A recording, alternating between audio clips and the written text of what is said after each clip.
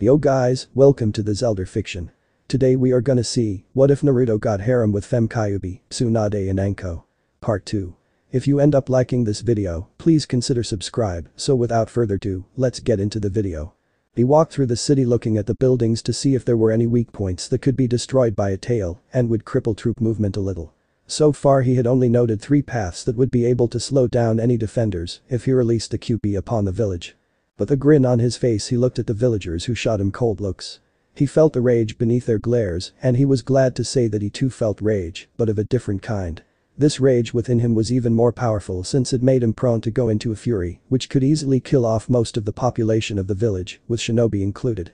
The reason for not killing them at the moment was that there was someone in the back of his mind who kept on telling him that he needed to restrain his anger for some time until Sarutobi was dead. Something about giving the old man some time to live. Still anger coursed through his veins, and even though he had gained jutsu on his face, it twisted into an angry snarl, which made the villagers leave a large circle of free space around him. He didn't care as long as they didn't get in his way. He came to his house and opened the door to see Haku lying on the couch asleep. He gently walked up to her and studied her sleeping body. He didn't particularly do very much with it, but just studied her delicate features and smiled gently. His ears caught some movement and he turned around to see the Hokage standing there looking at the sleeping woman. The old man calmly walked up to him and spoke in a whisper. I made sure she got home safely. She had a very exhausting day, and when I came to pick her up one of the jounin told me that she had worked to exhaustion to prove that she belonged there. She must have been eager to please you. Naruto-sama, the young woman murmured something softly and Naruto momentarily smiled before he got serious once again. Jason, I think I'm going to train tomorrow with Haku-chan, so if you would please inform Kakashi-sensei that I won't be showing up for training, then I'd be grateful for that. The old man smiled knowingly and said. So you might want some free time with your girlfriend, isn't it? Well, Naruto-kun, I'll pass them the message that the both of you are going to train together and that none of you are available for any missions during that time. I'll take care not to assign any missions to either of you. Naruto kept his face neutral and he reached in his clothing and withdrew a small book from it. Here is the second volume. Did the first volume get good reviews by the readers? I haven't had any time to see if it is well received. The old man chuckled and said, after it was printed the entire first edition was sold out within 3 hours. The second edition is being printed as of now. I'd like to thank you for the cover that says that it's a training manual for learning how to garden. Actually, the publisher thought it wise to make 3 covers for it. It's only different from any other training manual because there is some gold lining on the title. The man flipped through some of the pages and giggled perversely when he came to a scene which depicted an action which should have been painful to say the least. It's not every day you see a girl getting raped by 9 tentacles in every orifice they could find. The Sandaime looked at the pages and wondered if his student would be publishing one of his novels once again. The doujin that Naruto made were as good as Jiraiya's work and the genius that kid had gotten from his father seemed to be flourishing. The talent the kid had was astounding. The Sandaime walked through the streets thinking about some things. How long had it been when he remembered a bright blue-eyed boy running through the streets following his teacher and coming up with jutsu that were efficient and useful in combat situations. Yondaime, sometimes I wish you were still alive. With that, the old man entered his home and put the doujin in his folder of things that he had to do tomorrow. Naruto in the meanwhile had just decided that Haku should lie somewhere comfortable. He had picked her up and carried her to his bed and put her into it. He briefly looked at the taller girl and decided that it couldn't do any harm that he was to lie next to her. He slipped out of his jacket and other things and got in the bed. He felt her skin against his and he shuddered slightly when he felt a cold chill roll over his spine. The next day was filled with action for the young boy. He looked at the ceiling when he awoke and heard a startled gasp come from Haku, who had seemingly wrapped herself around him. With a small smile on his face he gently untangled himself from her and then decided that it would be a good thing to put on some clothes. After he got dressed he looked at his roommate and said. Haku-chan, I asked Hokage-san to give you and me a day off so we could train with each other. I have a feeling that we should hone our skills because something that will be catastrophic will happen soon. After having a quick dinner the 2 demon carriers went off. Haku had left her hair loose this time and was the subject of many stares from the local men. Naruto just glared at the people who dared even glance at Haku with eerie light blue eyes. He sure knows how to scare people, QB. It's not often that you see that old guy fall on his arse. I remember him and Sarutobi-sama talking about their days as a genin. I can't imagine how that guy got to be on the council. He still hates Naruto-kun for possessing you, don't you think so? Indeed. All you foolish human scum seem to think that he is the one who destroyed your pathetic village and even as you were their shadow you died and were locked in here with me. I might have died and was put in here with you, but at least I know something that you wouldn't even dare guess. I know for instance how to make it so that you can manifest into a true human body with the power being copied to that body while leaving Naruto with your infinite chakra. I won't go into details as of now since it would distract him too much, but it could be done if I manage to figure something out first. The mysterious person stepped into the light and a cape became visible with flames licking the lower part of it in a motif that was cool. A ninja outfit accompanied that and on the back there was the kanji for the number 4. Blonde hair framed the face, and a smile could be seen on that same face, while blue eyes looked at the woman looking at him with something of a glare in her eyes. Let's start. With that the fight was on. Naruto began to tap into the chakra of QB, which made the air around him begin to waver and act like incredible heat was given off from his body, while Haku's chakra seemed to let the plants around her die with ice forming on the dead leaves. Naruto was the first to act and he jumped at Haku who dodged a boy and formed one-handed seals, and ice mirrors appeared. Naruto was within the mirrors, and he noticed that in every one was an image of Haku wielding something that looked like a sword of sorts. Then in a flash she came out of one of the mirrors, and a deep cut came upon Naruto's right shoulder. He watched as it healed immediately. A change came over the boy and his nails changed into claws, and his whisker marks became more pronounced. The chakra began to gather around him as he tapped into more of the power that was addicting to use. Red eyes scanned every mirror, and a tail ripped out of flesh coming out of the tailbone. It looked like a normal fox's tail, except that it moved like it had its own life. So the little girl wants to play QB was watching the battle between her container, while the Yondaime was watching it from Naruto's eyes, instead of just watching from behind the seal like QB did. He had the rare privilege of being able to access Naruto's eyes to see what was going on without having to peer past the bars of the cage. It didn't give him control about Naruto's body, but it was handy to look and maybe implant suggestions into the boy's mind. Naruto looked at the girl who he was fighting with and with a grin on his face, he jumped at one of the mirrors and smashed it to bits. Then his tail lashed out and destroyed 3 ice mirrors. A rain of senbon followed by swords came from the mirror. Any normal jounin would have been dead long by now, but this battle was different. Demons were fighting this, and if not for their healing powers, both of them would be dead now. The tail destroyed most mirrors except for 3. Naruto looked at the 3 mirrors and said, "Haku-chan, if you wish to beat me, face me head on and we'll see who wins, Taijutsu only." But that he was gone from her side and she grunted as his fist embedded itself deep in her side, making her being propelled backwards away from him. She was launched through several trees by the force of the blow, but just shrugged it off. Her outfit was getting all dirty, but she didn't care at the moment. All that mattered was the fight, and she didn't even seem to notice the stunned looks of the Genin team standing there, where she had stopped her movement by slamming her sword into the ground. She brought up a sword, and her jounin jacket briefly hindered her movement a little since it had been moved, since she had been launched through trees. Naruto came from the trees with the red chakra swirling around him in a chaotic pattern. Within the blink of an eye he was gone and Haku blocked the strike with her sword and then jumped out of the way with Naruto following her. Claws became blurs as they scratched at her face. Blood was dripping from the wounds that Naruto inflicted, and suddenly ice mirrors sprang up and Haku appeared holding her sword. "You said Taijutsu only and that's what I'm going to do. You never said there was a ban on Kekkei Genkai." With that she flashed at him in a blur of movement that was almost hard for him to follow. He felt his eyes sting because of some pain that was collecting within them, and suddenly he closed them and bloody tears came out of his closed eyelids. Haku just attacked him while his body reacted on autopilot and dodged some strikes. Makoto's Kekkei Genkai is awakening. He shall beat his girlfriend with that one.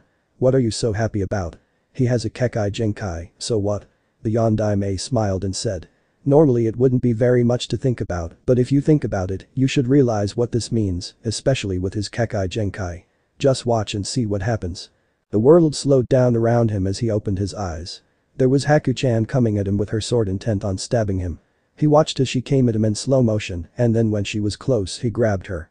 Then he swung her around in circles and then let go, and the girl crashed with force into the unforgiving earth, knocking her out by the pressure put upon her body as it hit the earth. He looked at her, and the stinging in his eyes had gone away. He turned around to look at the Genin team and recognized them as the team he was with the previous day.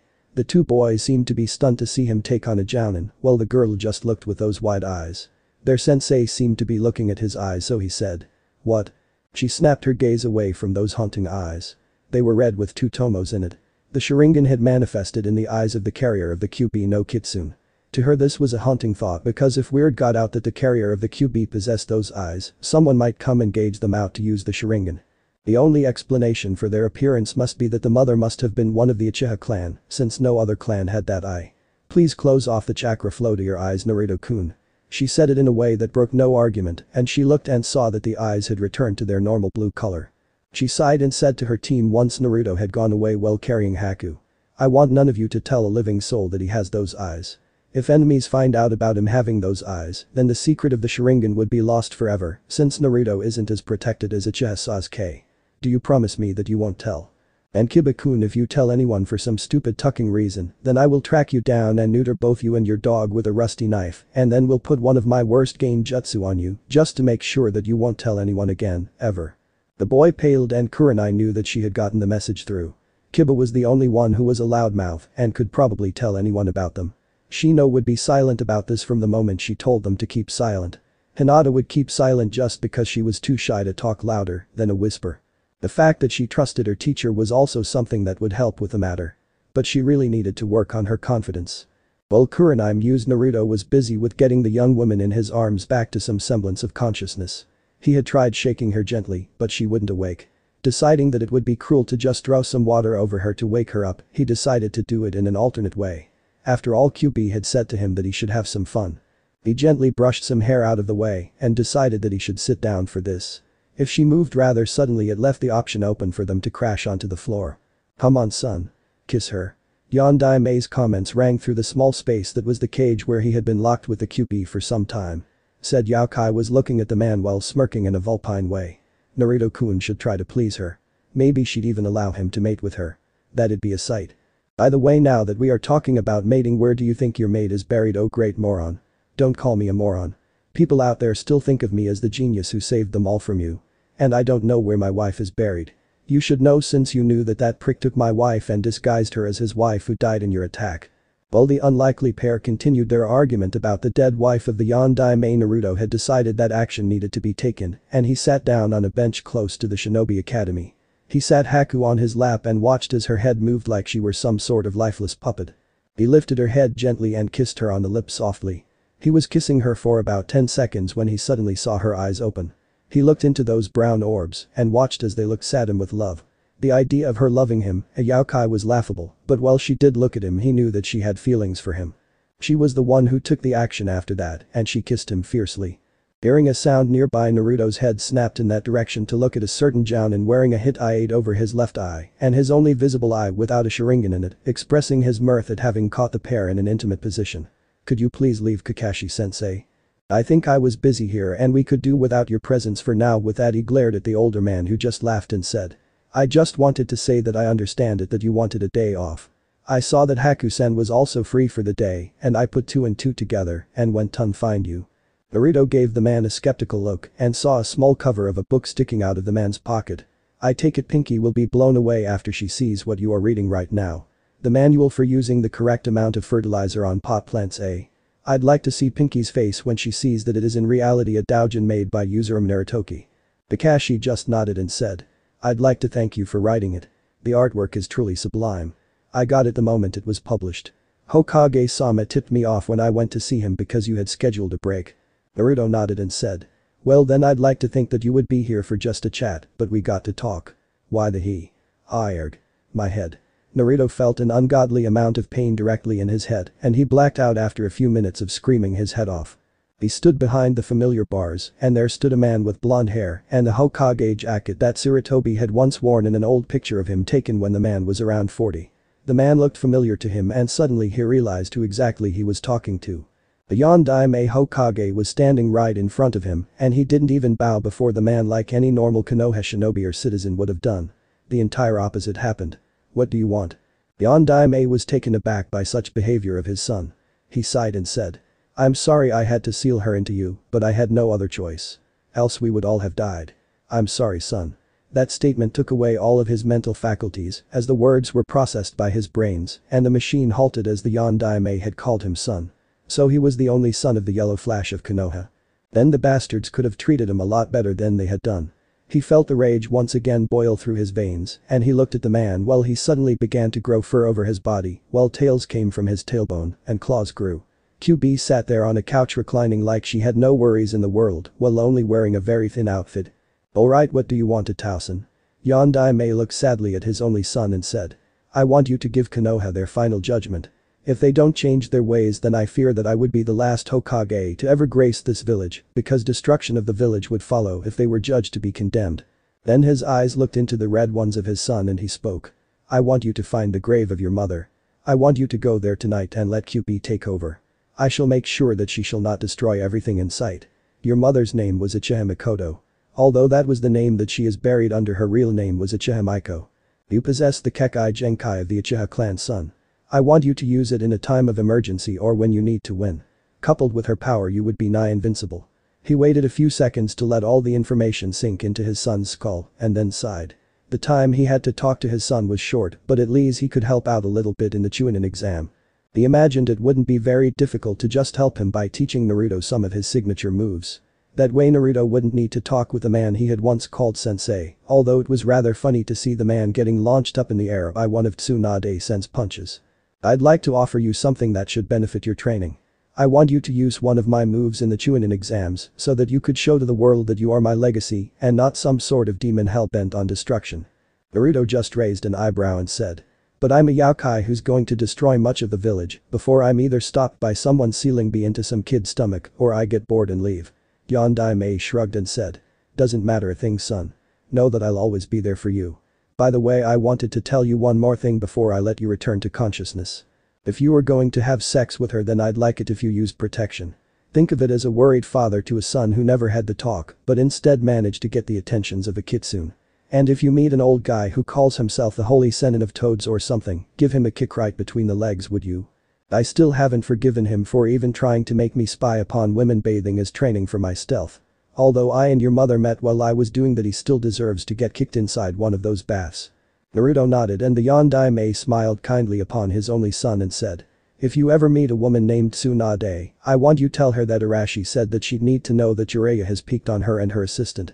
That should be entertaining to see the fight between the two of them. Naruto just shrugged and said. I take it that your first name is Arashi. Arashi just nodded and said. Tell Kakashi that he's slacking off too much and that he'd need to put Obito to rest. A sigh coming from Kyuubi made both of their heads turn and Arashi took one look at the kitsune before holding his nose with some blood seeping out of it. It seemed that she had wanted to make the old guy faint of blood loss before Naruto left, as she was currently stimulating her private parts with a hand. Naruto just chuckled and felt himself awake in the land of the people who lived to annoy him. He opened his eyes to see Kakashi looking at him with a worried look in his only visible eye. Haku stood next to Naruto's bed with a look that spoke volumes. The Hokage stood also next to the bed with a worried frown on his face. A was currently looking at Kakashi and stopped mid-sentence apparently. Naruto looked at Kakashi and said. You shouldn't mourn about Obito too much, Kakashi-sensei. It makes you late and Arashi told me that you should be on time. Then he looked at Haku and said, sorry for the scene, but apparently the Yondaime had need for me. I was summoned into the cage where I met him and the Kyuubi playing shogi. And Hokage Jiasen, before you ask, I'd like to ask you something. Who is Tsunade? The Hokage just smiled and said. One of my students. An excellent medical shinobi and currently traveling. Why did you want to know? Naruto didn't reply immediately and said. I should meet with her one time. I'd need to tell her something about some guy named Jiraiya, and Yondaime-sama told me to give a kick between the legs to one old guy who called himself the Holy Sennin or something. I wonder if the Kyuubi has won something. Not much to do there except for some stupid games that apparently appeared there. Sarutobi winced as the boy in the hospital bed spoke about kicking his student right between the legs. If what he thought was true, then a kick in the balls wouldn't be the least of his students' worries if Naruto told his only female student something about Jiraiya, which probably involved peeking on her. Tsunade's fury was well known to the old man. That freakish strength was useful in deterring the pervert. Naruto got up from the bed and looked at Haku, who just stood there. A smile made its way to Naruto's face, making it look like he had just come up with something devious. Within a flash he had pressed his lips to Haku's and he watched as her eyes went wide for a few seconds and then she relaxed and gave in to the kiss. The two older men looked at the kiss without any shame. Actually, Kakashi was blushing a little while the Sandaime just looked at the pair. After a few minutes they parted and Naruto said. Now I'm ready to go. Thanks Kakashi-sensei, Hokage Jiasen. With that he scooped Haku in his arms and although it looked odd he carried her over the roofs towards their apartment. When they were about halfway there, Naruto noticed that same boy standing there with the sand swirling around him. It appeared like the seal had been broken again because the malicious presence of Shukaku was once again easy to feel. Hey, here is the bastard once again. Let's get him. I second that. Two voices spoke at once in his head and Naruto abruptly halted and looked at the boy with the red hair. He looked at Haku and said, "Would you please go to our apartment, Haku-chan? I think I need to have some words with that boy and it's not going to be pretty." Haku nodded, knowing about AQB hating the Shukaku because of an incident in the past. Her demon had told her about it when they had communicated one time during training with her old master. It had told her all about the rivalry between those yokai, since the dragon had once been a loyal subject to the QB and said that her mistress wasn't pleased with the Tanuki demon. In a swirl of fire, Naruto appeared right behind the boy and in a voice which was a mix of his own and QB's he spoke. It sounded evil and ominous. "Shukaku. How dare you even show up here? This is my village and I will not allow you to destroy it." A kick rammed straight through the sand armor, letting the young boy crash into the ground from the house he had been standing on. He created quite a dent in the street and he landed next to a blonde girl who was with a guy wearing black and face paint and something wrapped on his back. Currently all were staring at the boy who had been slammed hard into the ground. "How dare you?" Gaara scowled at Naruto, who just glared at him and said, "Blonde QB carrier said. I'd mind your mouth, Shukaku. You aren't even in possession of his body. I on the other hand am." Gaara looked frightened after that sentence, while his companions looked in something that could be described as fear at Naruto. He had the gall to boss around their little brother. Naruto looked at the Sand siblings and appeared in a flash next to Temari and took her hand in his. "Your beauty is as astounding as a fresh shower of water in a hot desert melody." Then he kissed her hand in a gentlemanly way, which had the side effect to make her blush and her brother to growl in anger.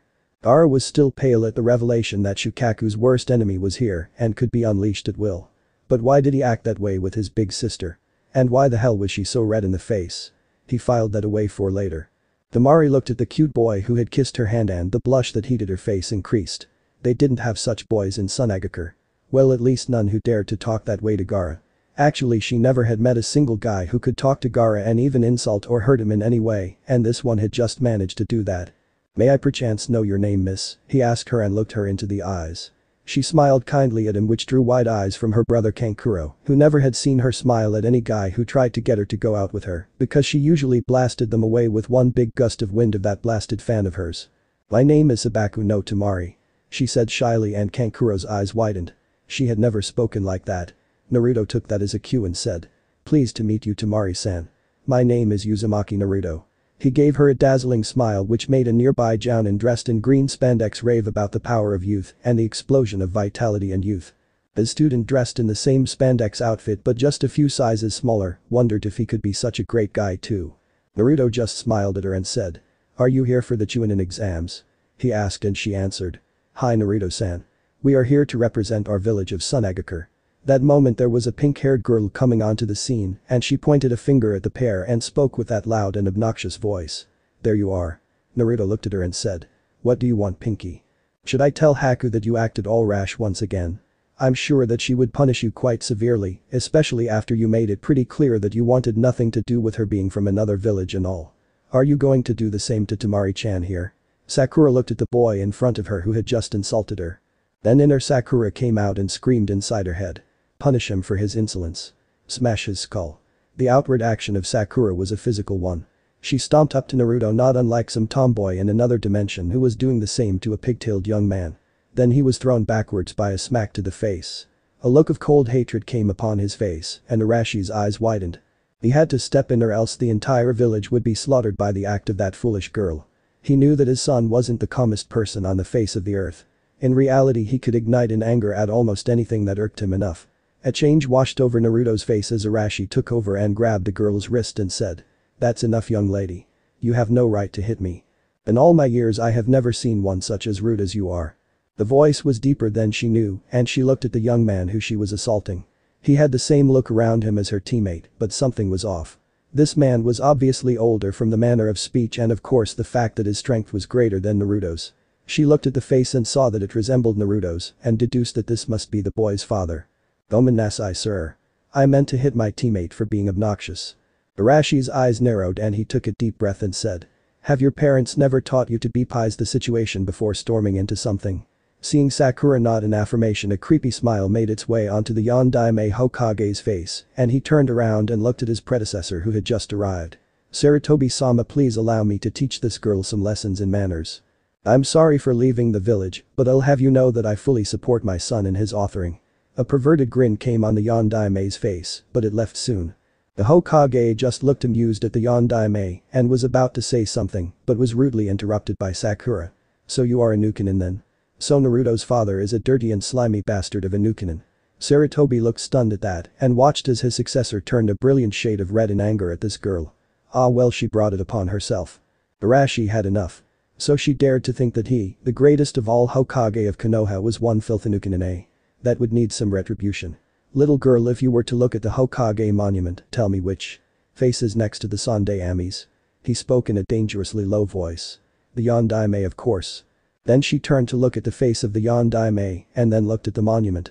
As realization sunk in, she turned a pasty shade of white until her skin could be seen. She had just insulted the Yondaime Hokage, who had seemingly returned from the realm of the dead. With a sigh she keeled over unconscious. Arashi just blinked and said. Ah well, at least she soiled herself. That's something of a punishment for her. I think I need to go again, Sarutobi-sama. It's been nice scaring the girl and seeing you again. But that his face and stature turned back into Naruto's. Said kid looked around confused and said. Did something happen? He looked around confused at the Hokage and the old man just smiled at him and said. I just had a talk with an old friend of mine, Naruto-kun. Naruto then shrugged and said. Wasn't Pinky here a few minutes ago? Then his eyes grew wide as he realized something. Haku's gonna kill me for being late. He looked at Temari and said. See you in the Chunin exams, Temari-san. Blowing her a kiss, he disappeared, leaving behind an amused Hokage and two confused teens and one blushing girl who would later let her brother experience flight by a gust of wind from her fan as he teased her about it. Gaara would just glare at the two of them and tell them to never mention anything of what just happened to anyone or else the sand would crush them. The fear that the QB had instilled in him made him uneasy. And thus he acted odd the entire time they were at their hotel. Even Baki, their Jounin sensei, noticed it and was afraid to awake Gaara's ire. When he got home, he looked at the door and slowly pushed it open. To his great relief, he watched Haku standing there apparently busy cooking something. She seemed absorbed in her work and Naruto snuck up on her and let his arms encircle her waist while he said. Hello, Haku-chan. A reaction was one a girl would make when amused, and Naruto was greatly relieved when she giggled. Phew, Naruto-kun, did you teach that guy not to mess with you? I'm now busy with making dinner for the two of us, and when I'm finished with it, I'll tell you that dinner is ready. Naruto knew that no disaster would occur and he went and sat down on his couch and began to meditate about all the things he had seen today. The message from QB was the main topic he meditated about, and the only thing that would be a bother is the agreement of the girls. If they started to fight about him, then it would lead to mass destruction. QB basically had given him the green light to get as many women as he wanted and to create offspring with them. That meant some physical labor for him, but at least it was nice to do. A little bit of drool dripped out of his mouth as he began to fantasize about Haku's well-toned body. Behind the seal, Arashi was losing to QB, who was cheering as he lost some clothing. They were playing strip poker and the kitsune had won almost every time. Well, she never lost more than one piece of clothing and was smirking as the Yondaime removed his pants. I quit. But that he clothed himself. He always played until he was in his underwear because he didn't want to make his son angry with him for letting his girlfriend aka QB see his father naked. And also because he hated being in the nude. He didn't look at the pair whenever QB and Naruto would go at it. It didn't interest him in the least to see a Yokai Queen and his son tuck each other senseless. If only he got some action in the real world, then it could all be easier. If only his wife were alive. Remembering that he had asked his son to go to the graveyard that evening, he knew that QB was up to something and it probably wouldn't be good for someone. He knew that she would often get angry just because she had watched through Naruto's eyes without the boy knowing it and saw the glares. Somehow he believed that the QB really cared for his son and not just as some sort of sex toy to play with and then kill once she had got enough out of it. Naruto awoke from his meditations as the door opened and the girl who lived with him appeared from the doorway holding some bowls of rice and hot sauce in her hands. Naruto got up and got the rest of dinner and so he sat on one end of the table. He looked at her and said to her. Itadakimasu. Then the dinner began. Naruto ate slowly while thinking about the positions he and Haku probably could do if they decided they would feel the need to go and have some hot steamy sex. He was probably looking distracted or something because he faintly heard Haku remark something and he snapped back to attention. What did you say? I asked if you would like some more rice. She answered and he nodded and his bowl was refilled. When the dinner had ended, Naruto gave her a smile and said. I have some things to do, Haku-chan, and probably will be away for some time. QB asked me to go to the cemetery to do something, but she hasn't told me exactly what that was. Maybe she just wanted to train there or something. Haku nodded and said, be back soon. I don't want to be alone for a long time. I don't want to be alone without you, smiling confidently, Naruto answered. Sure, I'll do whatever she asks me to and I'll be back after that. Don't worry, it's not as if she's gonna let me awake the fury of the dead there or something. But that he got out of the house and closed the door behind him. Within 10 minutes he was in Konoha Cemetery and it looked kinda spooky with all those graves. A thought came to his mind that there would be a lot more graves filled when he attacked the village. Go to the grave of Uchiha Mikoto and wait there for my instruction. Without questioning her orders, Naruto searched the graves of the Uchiha family, a family to which he should belong to as he had manifested the Sharingan. He stopped before the grave of Uchiha Mikoto and waited for Kyuubi to tell him what to do. I'll take over for now. With that he felt detached from his body as his eyes turned red and a menacing reddish aura enveloped him. His hands began making demonic seals and a long sequence of seals was made before he spoke out with his voice all Kyuubi-like. Genjutsu. Rebirth of the corpses. Then he watched as his chakra seeped into the grave and a body was pulled from the ground without any meat on it. Then there was chakra enveloping it and flesh began to grow until there was a nude female body floating in the air held there by chakra.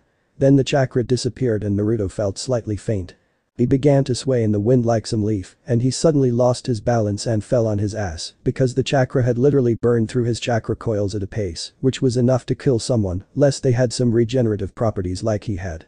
You brought back my wife, thank you. Urashi was ecstatic to see his wife back alive. Naruto just looked at her and sighed as he almost fainted due to exhaustion.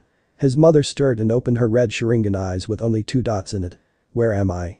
The last thing I know is that Arashi-kun visited me while I was birthing my son. Then all I remember was my brother visiting me and then darkness. Mother, she noticed a blonde boy lying there and walked towards him. He looked so much like her little baby boy that she had gazed upon only a few moments that it was almost as if she were approaching her own son. Mother, I have revived you. Father has been itching to see you again, but he's still locked within me. Take the cloak lying in my bag. Put it on as you are naked. After all, no son would like the world to see his mother naked. I don't think I have the strength to be awake for anything but a few moments, and I'd like you to take me to my apartment. Then he told her the address and pointed towards his bag before fainting. His energy had run out and his coils were slowly repairing themselves from the damage caused to them. She grabbed the cloak and saw that it looked suspiciously like her old Anbu cloak. She put it on and found that it covered her nicely. She sighed and went to pick up the boy who had apparently resurrected her. She didn't know what had happened, but it seemed like she died and her son, on orders of his father, had resurrected her. The locked up part she didn't understand, but it must have something to do with that seal he was working on last time. She asked what he was doing. She slung the boy over her shoulder and went to the given address and knocked on the door once and saw that it was opened by a pretty girl with long black hair. She saw the boy and mumbled something about Naruto-kun and something else. Deciding that the name of her son confirmed his identity, she stepped inside and after that girl asked who she was, she just answered, "My name is Uchiha Miko and I'm Naruto's mother. He resurrected me from the realm of the dead and here I am." Haku was stunned by the revelation that Naruto had managed to resurrect his mother, but when she thought about it, he easily could have done so because of the QB. She shrugged and said, "Shall I prepare a bed for you?" Miko looked at the polite girl and said, "Sure. I think I'm going to have a talk with an old man about something if happened what I think has happened, and then I'm going to make sure that you, me and Naruto go to live in my original house." They chatted for a few minutes before deciding that Haku would sleep with Naruto on his futon while Miko got Haku's bed. Haku actually offered that suggestion to be close to Naruto for some reason which she herself didn't know. Miko just smiled and mumbled something about young love. Then she went to bed too. None would know about the man hidden in the shadows a few kilometers from Konoha who chuckled and said, "Soon Sasuke-kun, you'll be all mine. Kuku." He looked at his ceiling. It had been too long for him to remember having cuddled up to an attractive female who lay in his bed. He looked at Haku's sleeping face and suddenly realized that he was in his bed and with Haku in the same bed as he was. Somehow he had gotten in bed and Haku had also gotten into his bed. Hearing a soft humming come out of the kitchen, he began to get up out of bed and softly slipped from between the sheets, letting Haku sleep. When he got to the kitchen, he noticed a black-haired woman making some rice on the stove. He just gaped at the woman as she turned around and said, "Have you slept well, Naruto-kun?" He remembered everything that had happened, but still it hadn't fully penetrated his mind. How the hell could a human show such kindness towards one such as him? But he remembered her being his mother and mothers often have a soft spot for their children. After he had looked at her, he said, "I'll go wake Haku-chan." With that he turned around and suddenly got an evil idea in his mind. Why not amuse himself a little and actually remove some clothing from Haku? After all, he was still a hot-blooded young male, so while his mother would be able to bear a half-naked woman roaming through the house, he would enjoy it because he would have a good view of Haku's breasts. You better keep away from that train of thought, Naruto-kun. You'll take her whenever I want you to take her and tuck her into submission. Naruto's face fell a little, and when he was about to open his door, the door opened and Haku came out and looked sleepily at him. Clearly she was sleepy or something, but he didn't mind. He sighed out loud and looked at her and said, "Mom wants you at the table in 10 minutes, Haku-chan. Since you are my girlfriend, I think it is best you hurry. After all, it wouldn't do well to disappoint the mother of your boyfriend." With a smile in place, he walked back to find his mother setting the table. Instinctively he began to help her out, and as they had finished setting the table, Haku appeared with her long black hair unbound, making her look like a typical beauty with her long hair and great assets. After breakfast was finished, a few knocks were heard on the door, and Maiko went to see who was there. When she opened the door and peered outside, she saw a young man in a Chunin vest standing there. "Hello. Why are you here?" she said, and the man stiffened a little at hearing her voice. "Might I ask who you are and what you are doing in my student's house?" Iruka was looking at the woman, who was still looking at him with irritation in his gaze. He wanted to talk to Naruto about the Chunin exams that would be held within a few days. The strange woman looked strangely familiar to him, as if he had seen her before. Well, I'm Naruto's mother, freshly from the realm of the dead. She actually giggled as he looked at her with wide eyes. "Yes, and I think I'd like to have a little talk with the Hokage. After all, since my son apparently manifested the Kekkei Genkai of our clan, I want to make sure that he is once again able to live in his ancestral home and not in this crappy apartment." She looked at him with a look that bordered on insanity, and the man actually recoiled as somehow he got the image of a fully grown Sharingan staring at him. He had in his life met 3 people who had their Sharingan activated, and that still made for a scary sight. She bade him inside, and when the man was inside he looked at her. She seemed to be around her mid-20s. Something about the statement about her being revived from the dead irked him. How the hell had Naruto known who the hell his mother was? But then the answer came to him. The QB must have told the boy in some attempt to get out or something. But here stood a woman radiating something that was odd. She was radiating something that rubbed him the wrong way and made him want to attack her. It puzzled him for a few moments, but then he figured what it was. The QB's chakra must still be within the body, and thus making him hostile to the woman due to the fact that she possessed some of that aura of dread that surrounded the QB. Then he noticed the pair sitting there talking to each other, and a smile came to Iruka's face. To see Naruto talking with that girl so carefree made him happy, seeing that face all happy. Normally Naruto looked like he was angry at someone, or just a hyper blonde who wouldn't shut up. Suddenly he noted the woman who introduced herself as Naruto's mom say something. "Naruto-kun, I'm going to talk to the Hokage for a bit. I'll be back around noon." Naruto looked at his mother and said back at a casual tone, "Sure, mom. I'll help Haku-chan cook some dinner." The woman looked at the pair and said, "And if you decide to have sex on the counter, then please don't make too much of a mess. I remember that your father and I did it once, and it was very difficult to explain the stains on his coat." She added with a grin on her face that was eerily reminiscent of her son. "Moom." She laughed and then was gone from sight. Naruto just sighed and continued his sentence. "I'd just take her against the wall." That had the rather comical effect of both Iruka and Haku blushing beet red. Naruto just grinned and said, "I can't help it that I got a perverted kitsune living in my stomach, occasionally playing strip poker with me. She's urging me to get some action or I'll suffer stomach cramps for the rest of my life." Then he took a look at the clock and his eyes went wide. "I'm late." Within 10 seconds he was gone, dressed in full combat gear, off towards the building where the Chunin exams would be taking place. He got there just in time. He slammed open the door just to see Kakashi talking to Sasuke and Sakura about them not being able to join the Chunin exams without Naruto. Immediately a Kaiten jutsu was sent at him and Kakashi avoided it. The man grinned and said, "You're ready to enter then. Good luck." Naruto grinned and stepped inside. He looked around for anyone who stood out a little and noticed a grass nin who seemed to have an unusually high concentration of chakra around him. Something familiar was there about that guy, and Naruto vowed to keep an eye on that guy during the exam. Then there was a team that consisted of a guy wrapped in bandages and one guy that looked like some girl with those clothes that screamed that they were gay. The spiky hair only identified the kid as a male. Then there was a girl with long black hair. She seemed odd, like she didn't really want to be here. Take her as a pet. She could be of some use if the Kekkei Genkai she has is what I think it is. With that, the QB went back to looking at the other people in the room. Naruto sat down and then a large poof of smoke was seen and the examiners appeared standing there. Naruto noted a familiar face between them and sighed. How the hell was she here at this time? He just accepted it for the moment, but still Haku stood there smiling at him in particular. He quickly made a few signals in Anbu code. "How the hell did you get here?" She lifted an eyebrow and signaled back. "I got selected as an examiner." Naruto's eye twitched and he signaled to her. "Never mind 10. But I'm still going to do what I said when we were at home. Maybe not up against a wall, but somewhere comfortable at least." Having sex against a wall should be somewhat uncomfortable to you. Haku was keeping a straight face through all of that, while Ibiki just stood there looking at the people assembled there and noted the communication between the two. He sighed momentarily before speaking up and breaking up a small fight between some sound guys and a genin from Konoha. Listen up, you bastards. This is the first exam. I'm your head examiner, Marino Ibiki. This is a test of your knowledge, so listen up. You start with 10 points for 10 questions. Every time you answer a question wrongly, then you get 1 point deducted from your score. Every time a teammate answers wrongly on a question, all of you lose a point. Any questions?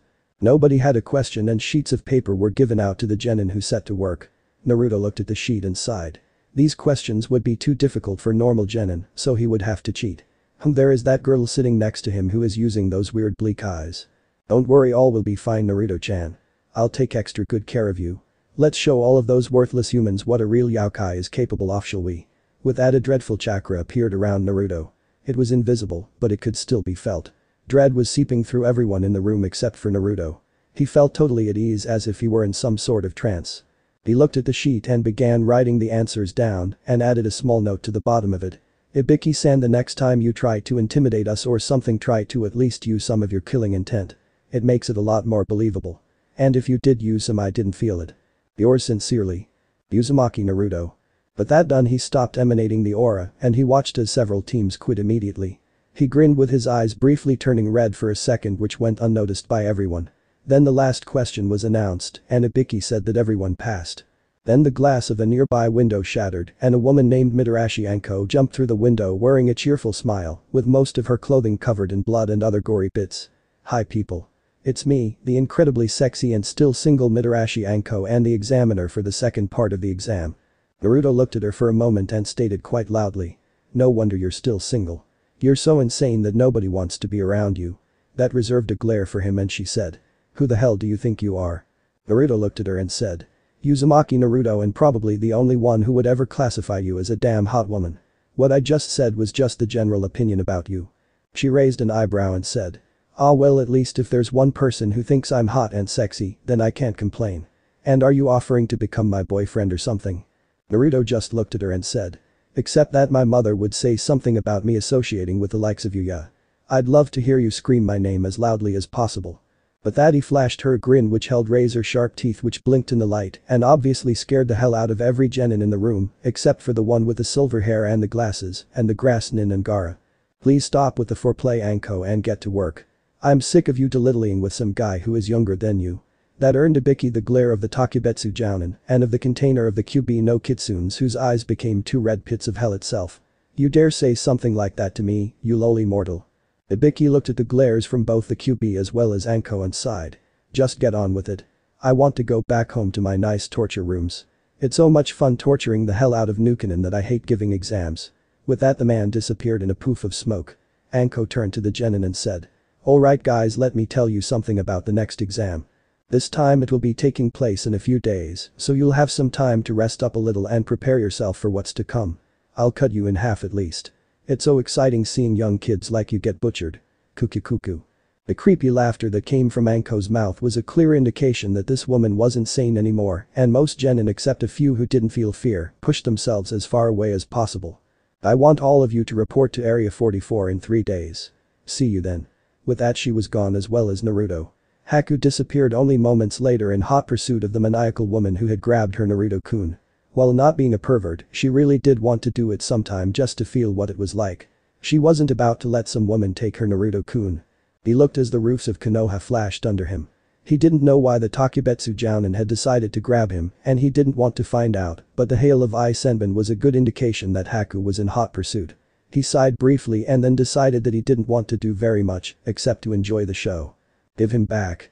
Haku screamed at the Takebetsu Jounin, who just grinned and screamed back. I saw him first, he's mine.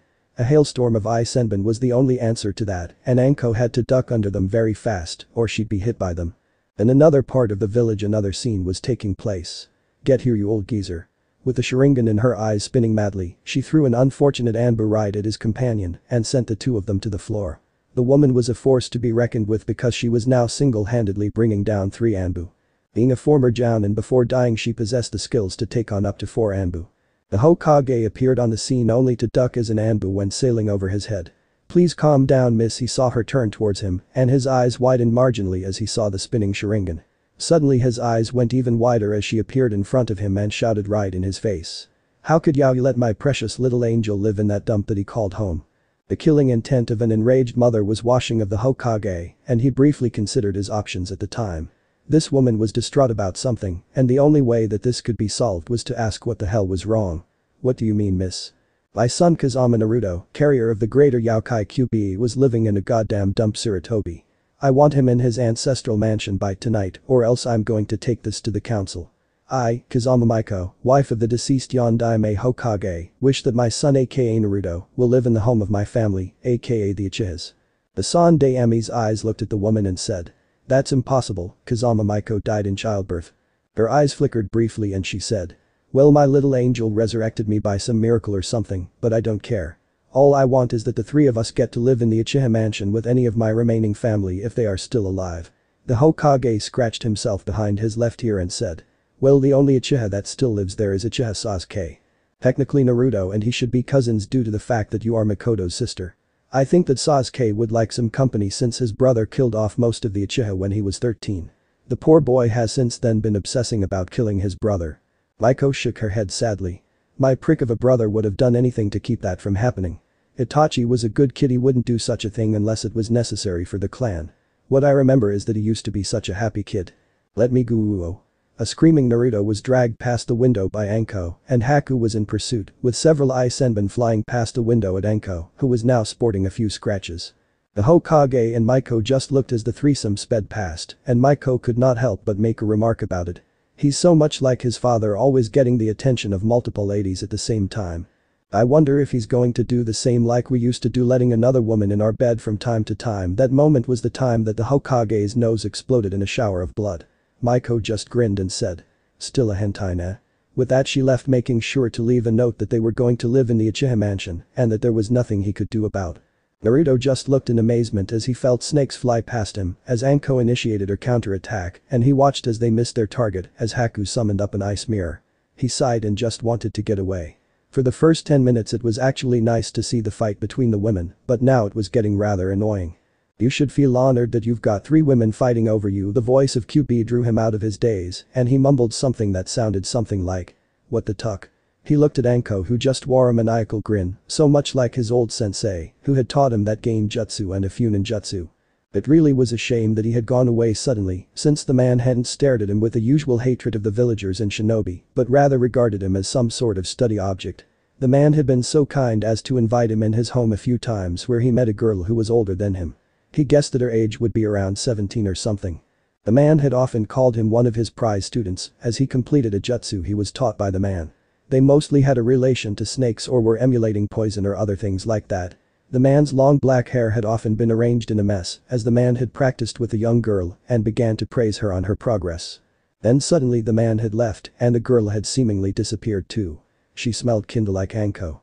If only he could remember that girl's name, then he might be able to track her down. He sighed as he was once again busy evading some of the senbon needles that Haku had thrown at Anko. He released a small amount of the QB's chakra and wriggled free of Anko's grip and then ran over the roofs until he couldn't run anymore and figured that he was far away from the 2 women. He noticed a man standing there talking to a Konoha genin with whitish silverish hair. The long black hair and the yellow snake-like eyes were a clear indication that this man was either related to the sensei that had taught manner of speaking, was also reminiscent of the man, and Naruto's eyes went wide as he recalled the name of his sensei and shouted. Orochi sensei. The first clue that a person was present there when he was just instructing Kabuto on what to do was the small thump of shoes hitting the tile. Nonetheless, he continued giving his instructions, knowing that he could get away easily enough. Kabuto was skilled enough to beat a jounin easily, so that wasn't a thing that he needed to worry about. He turned around when a cry of Orochi sensei was heard and let a small smile slip onto his face. So the boy had come back to him after he had needed to leave the village and had detected the presence of his sensei once again. While he didn't hate the boy for what he carried, he had always taken into account the fact that the kid might be dangerous, but when he had seen the treatment of Naruto by the village, he had decided to do something about it. He was a jounin at the time, and he might be a little bit too anxious to learn the immortality jutsu, but it still tugged at his heartstrings to see a kid getting abused by the villagers. The memory had come back to him once he had seen Naruto trudge home with bruises forming on the skin, and he remembered a pale young boy who had suffered at the hands of his father for looking too much like his mother. He had gotten her pale features and her looks and long black hair, and he saw the disgust in his father's eyes. Focusing on the boy, he saw the muscles beneath the clothes and smiled at the boy. Truly he had grown. Now should be the time to teach him a few techniques that would require a good deal of chakra manipulation. The boy would be learning how to become as fast as a striking cobra and to be as deadly as the snakes. Uzumaki Naruto would be a great student, which would change the fate of Konoha. Orochimaru didn't know how right he was as his student came to him with a cheerful smile on his face. The first question that came from his mouth was, "When are you going to destroy Konoha?" Orochimaru looked at his young student and then closed his eyes. Had the boy somehow read his mind? He dismissed Kabuto with a hand gesture and then turned to Naruto. "I'll train you if you tell me why you want to know when I'll destroy Konoha." Naruto just smiled and said, "Deal." Then he went into a small explanation of how fed up he was with Konoha and about the reason he joined as a shinobi, just to learn how to kill people in the most gruesome ways. Orochimaru was pleased with his student. Seeing as there were only 2 days left, he spoke. "I'll train you tomorrow and then you learn a taijutsu style known only to me and my daughter. I'll meet you in this spot at exactly 6 a.m. But that he was gone in a whirl of leaves, and Naruto was smiling at the spot where the man had stood for only a few seconds ago. He sighed and said, "Konoha, you'll feel the power of me and the Kyuubi no Kitsune once again. I have judged you and you have been found guilty. Let the red blood spill forth from your inhabitants and taint the streets." But that he was gone off to find his mother. She would need to be informed that he was going to train with someone that he trusted. The next morning he appeared in the same spot waiting for his apprentice. He would need to put out all the stops and teach the kid something useful. Pity was something that was almost foreign to him, but in reality he was just a man with a wish for immortality and a drive to learn any jutsu in existence. The snakes were his to command, and that was a good thing because most of his jutsus relied upon snakes or emulating snakes. The taijutsu style he was going to teach Naruto would make sure that there was a distinct speed advantage and that the enemy was disabled quickly. Orochimaru briefly considered just teaching the kid the standard style, but what the kid had said about destroying Konoha had prompted him to think it over a little bit and thus decide to teach him the advanced style. The style that could even defeat a Hyuga of the main branch, as Orochimaru had won a battle with Hyuga Hiashi just after he had defected from Konoha.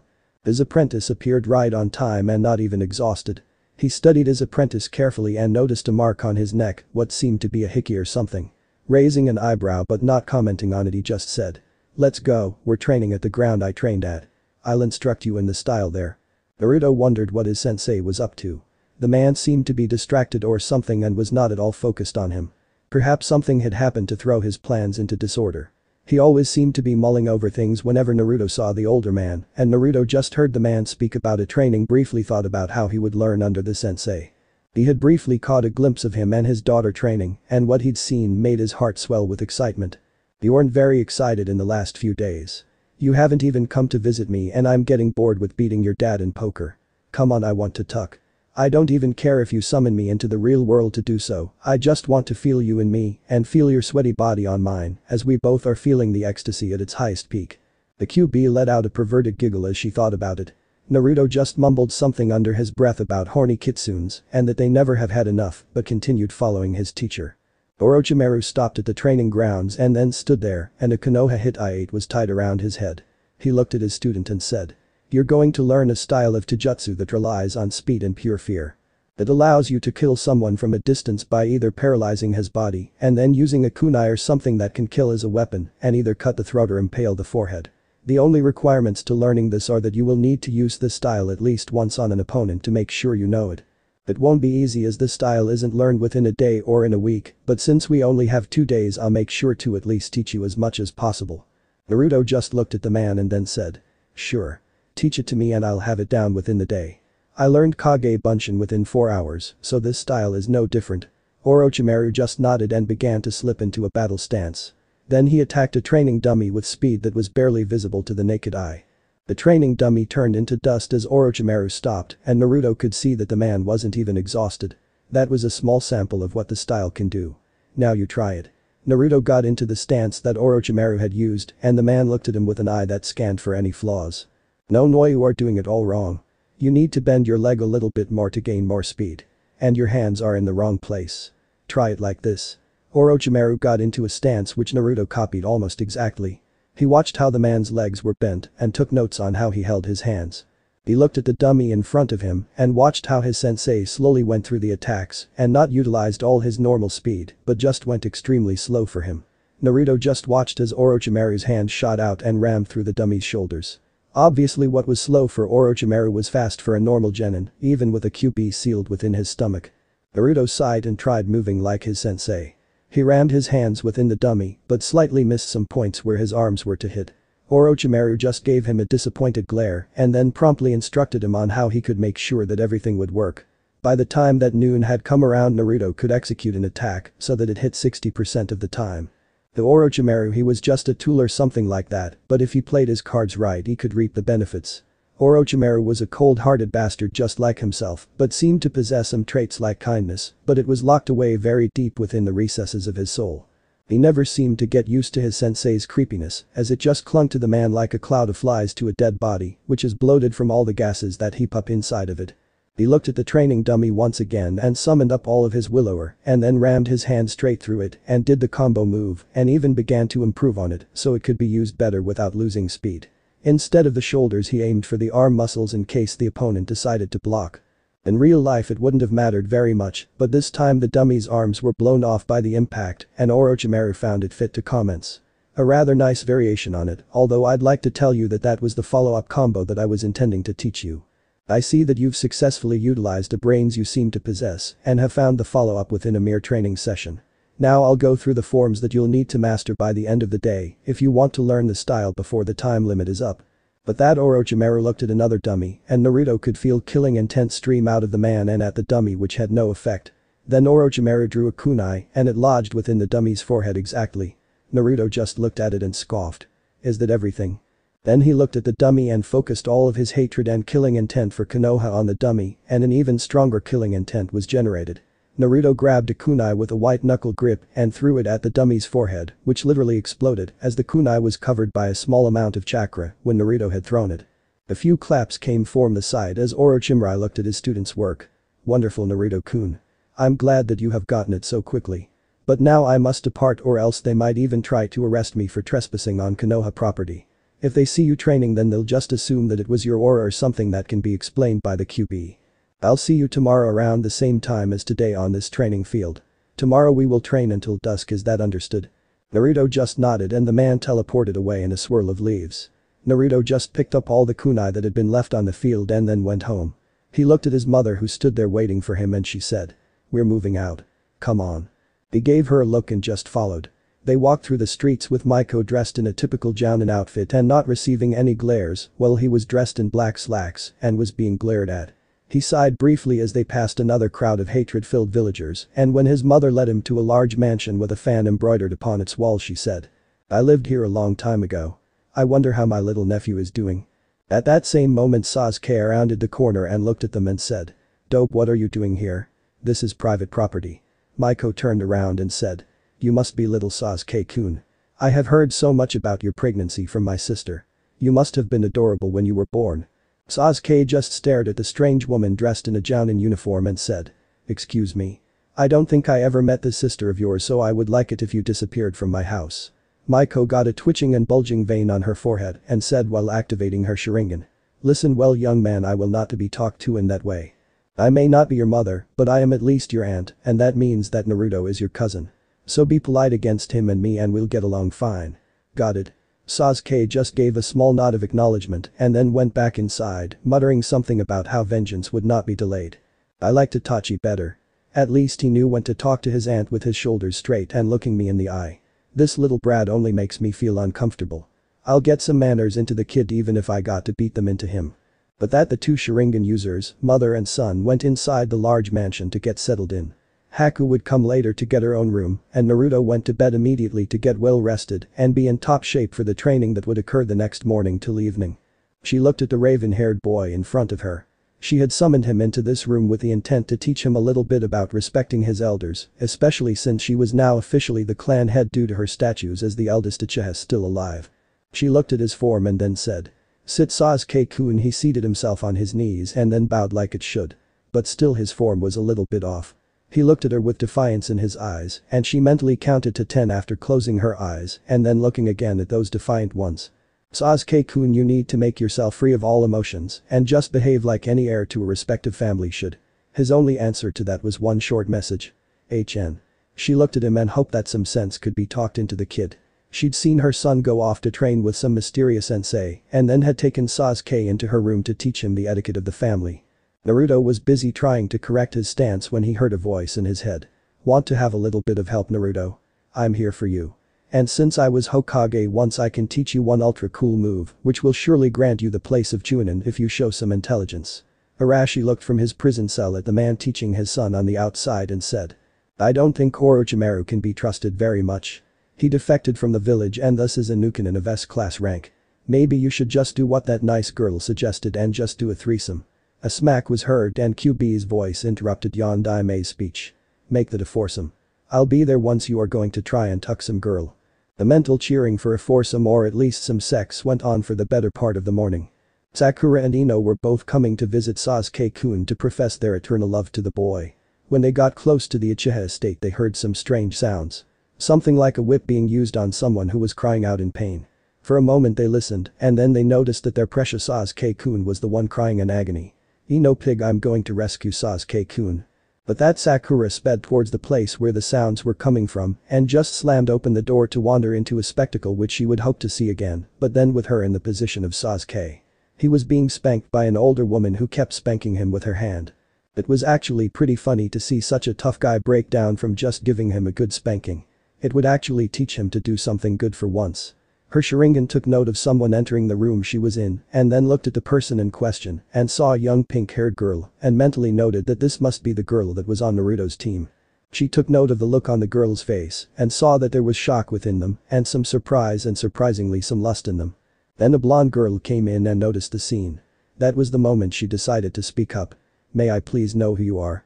Sakura just looked at the woman and shouted. What the hell are you doing to Sasuke-kun? She looked with flaming eyes not unlike a genin with big eyebrows and inner Sakura spoke. Tell the old woman her place that only we have the right to spank Sasuke-kun. Maiko looked at the girls and said. I'm disciplining him. Sakura spoke up just before Ino could speak. Hentai. You keep your hands off Sasuke-kun, you old woman. Maiko looked at the girl with her black eyes and said. Quick to judge me, Miss Haruno. She gently put Sasuke on the floor where he lay with his ass still red. She stood up to her full height and nonetheless towered above Sakura and the Sharingan activated more fiercely than ever before and she said at a frosty tone. How dare you? How would you even dare to think that I was doing something with my own goddamn nephew? I know that breaking into someone's house is considered illegal, so tell me what the tuck you're doing here. Sakura just stammered something about her darling Sasuke-kun and then went to stand next to Ino, who just looked embarrassed by her friend's behavior. Miss, we'd like to apologize for intruding, but we were worried that something happened to Sasuke-kun. She fidgeted for a few seconds while under the steely gaze of Naruto's mom and then finally Maiko spoke. I'm sure Sasuke-kun won't mind if you girls were here to help him with his manners. Sasuke, please show your girlfriends the mansion and stay out of your nephew's room. The last time I checked it was wired with some traps and I don't want you getting hurt. He must have received his father's talent at setting traps. Arashi was always so eager to put up traps whenever we did it in some place open to the general public. With a small blush on her face, she left the girls and her nephew, which were all blushing except Sasuke, who just looked moderately embarrassed. Naruto looked at the dummy in front of him and began to focus his chakra around his arms, making sure that it flowed there at a steady rhythm and then released the power with an ear-splitting yell within his mind as some sort of mental torture for those that resided there. The only thing that happened was himself getting a splitting headache from all the sound that he was hearing within his mind. Within the cage, QB had put some of her tails in her ears to block out the yells. Arashi just used his hands to shield his ears and mumble something about ungrateful kids and how he should never have made Naruto exist in the first place if he knew the headache he would get. Orochimaru just looked impassively at his apprentice. Already the kid was showing remarkable talent in the style and he had no worries that he wouldn't get it down. There was only one final combo to be taught and then most enemies waiting for Naruto would fall as easy prey in the Chunin exams. He looked at his apprentice and said. Alright Naruto-kun, enough with that combination move and now let's move on until you get the final part and then I finally will give you some amount of mastery over the style. You have mastered the most efficient moves within the style and thus after me and my daughter Anko, you are the only practitioner of the style, so I'd like to tell you that you should at least try to practice the style regularly. These moves are the only thing that stands between you and the full mastery. Beware that they are as dangerous as that fool guy's moves. One wrong move and you're dead.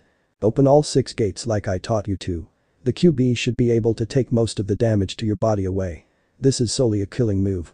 With that, Orochimaru got in a stance, an emerald chakra swirled around him and then turned into a bright blue and then finally settled on a deep purple. Then a succession of strikes was launched at the dummy which totally pulverized the material.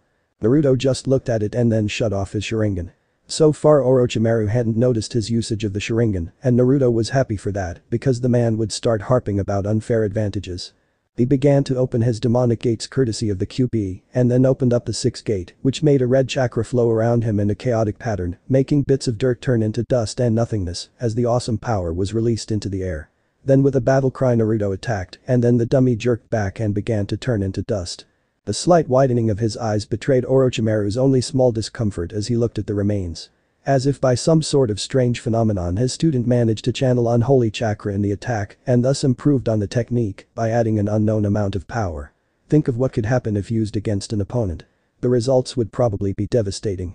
He dismissed Naruto for the time being, saying that he had enough of his presence and would like some peace and quiet. He looked at the trees surrounding the training ground and then sighed and turned into a leaf storm as he left. Naruto was happy that he was released so soon and he began to make haste to get back home when he suddenly noted that strange girl from the exams, the one with the long hair. He landed right next to her and said, "Hi." She turned around and looked at him with cool eyes and said, "What?" She looked kind of irritated and he took one look at her attire and heard a mental snicker in his head. She has the gall to talk to you like that? Let's kill her. QB was getting insulted by the girl's Sasuke-ish attitude and Naruto couldn't help but remark on it. "I just wanted to talk to you about some things, but now I get the kind of answer Sasuke would give me. If you don't regard me with at least some respect, then I'll kill you in the exam. Here I was wanting to get to know you a little bit better, but all you do is snap at me with an attitude." Seeing a blonde kid get so excited about her answer, she just got out one of her bells and began casting a genjutsu that hopefully would make him afraid enough to leave her alone. The pathetic attempt made Naruto snort. He looked at her and said, "Don't even try that pathetic genjutsu on me. I've seen worse things than what you could make me believe. I daily see the horrors of society at its worst level and still you dare to try and make me afraid. Well, little girl, I'll make sure that you'll scream for your life once I cast my genjutsu on you in the exam. Take note of my name as I will find you in the Chunin exam. Uzumaki Naruto will crush you, little girl. Be sure of that." Arashi and QB had taken over for a short amount of time and then began to recede back in the distance of his mind.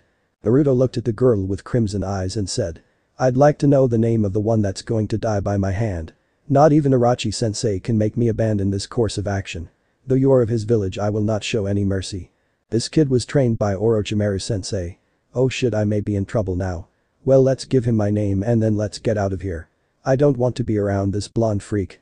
The name is Tsuchi-kin and I'll kill you in the exam. Naruto let out dark laughter at her remark and said, "You can never defeat me with just your pathetic skills. Not even sensei would be able to defeat me if I go all out. Konoha would be destroyed by it if I simply walked around not even using the power." With that he was gone and back on the rooftops, leaving a frightened girl behind. Naruto felt better than before. He looked at the shinobi passing by him and noticed not many of them were standing still but were constantly moving. He noticed a pair of them standing still and apparently they were quarreling about something. "No, I won't do that. Damn you, Jeku, I won't do that with you yet. I may love you, but I'm not going to sacrifice my virginity just yet. We got together only a week ago and I'm not going to do it yet, so stop bugging me about it." The female apparently was dressed in Anbu gear as she wore black all over her body with a mask hanging to the side. The other was a jounin apparently, and the man seemed to be talking softly and suddenly her hand lashed out and threw a powder right in his face, making him cough for a while, and she said, "Here, take that. You better not ask that of me again or else the effects will be much worse than the small respiration disturbance powder you just inhaled." With that she was off, leaving a coughing man with black hair standing there. Naruto paid it no more heed as he sped past the man and back to his house. He better rest up before getting to the exam tomorrow. He never expected to find two jounin lying in his bed together sleeping rather heavily.